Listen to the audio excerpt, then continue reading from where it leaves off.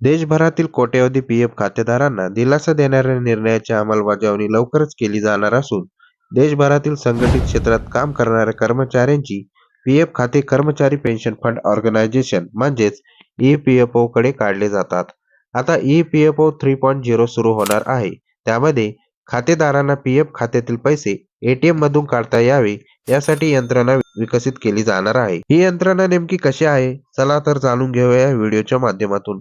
कर्मचाऱ्यांची पीएफ खाते ज्या पेन्शन ऑर्गनायझेशन म्हणजेच ई-पी-एफ-ओ कडून काढली जातात, त्या ई-पी-एफ-ओ मधील पीएफ खात्यात आणि पेन्शन खात्यात मूळ वेतनाच्या 12% रक्कम कर्मचारी आणि त्यांच्या कंपनीकडून जमा केली जातात. यापैकी पीएफ खात्यातील काही रक्कम विविध कारणासाठी काढता येते. सध्या पीएफ खात्यातून रक्कम काढायची असल्यास यूएएन पोर्टलवरून अर्ज सादर करावे लागतात. पण आता पीएफचे पैसे काढण्यासाठी प्रक्रिया खूप सोपी केली जाणार आहे. याबाबत मोठे अपडेट समोर आले असून श्रम मंत्रालयाचे सचिव सुमिता डावरे यांनी याबाबत माहिती दिली आहे.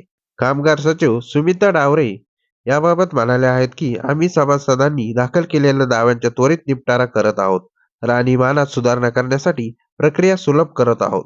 आता दावा करणारे लाभार्थी त्यांच्या दाव्याची रक्कम थेट एटीएम मधून मिळू शकतो. यामुळे किमान मानवी हस्तक्षेप होईल आणि प्रक्रिया सुलभ होईल, असे त्या म्हणाल्या आहेत.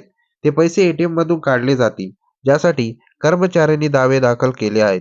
कर्मचाऱ्यांना अंशतः पैसे काढण्यासाठी अर्ज करावा लागतो. कर्मचारी केवळ विशिष्ट परिस्थितीतच पैसे काढू शकतो. कर्मचारी ई-पी-एफ-ओ वेबसाईट www.epfoindia.gov.in किंवा उमंग ॲपद्वारे सध्या पैसे काढण्यासाठी दावे करू शकतात. पीएफ खात्यातील रक्कम काढण्यासाठी सध्या यूएएनच्या पोर्टलवर लॉग इन करून अर्ज दाखल करावे लागतात. यूएएन पोर्टलवर लॉग इन केल्यानंतर कर्मचाऱ्यांना काही ठराविक कारणासाठी पीएफ खात्यातून पैसे काढता येतात. कोरोना संसर्गाच्या काळात किमान 75% रक्कम काढण्यासाठी सेवा सुरू करण्यात आली होती. तर आजारपण, नव्या घराची खरेदी, लग्न यासाठी इतर कारणासाठी पीएफ खात्यातून रक्कम काढता येते. मात्र आजारपण वगळता इतर कारणासाठी रक्कम काढायची असल्यास सेवा किमान 5 वर्ष पूर्ण झालेले असणे आवश्यक असतं. पण आता हे पैसे एटीएम मधून काढता येणार आहे. यामुळे किमान मानवी हस्तक्षेप होईल आणि प्रक्रिया सुलभ होईल.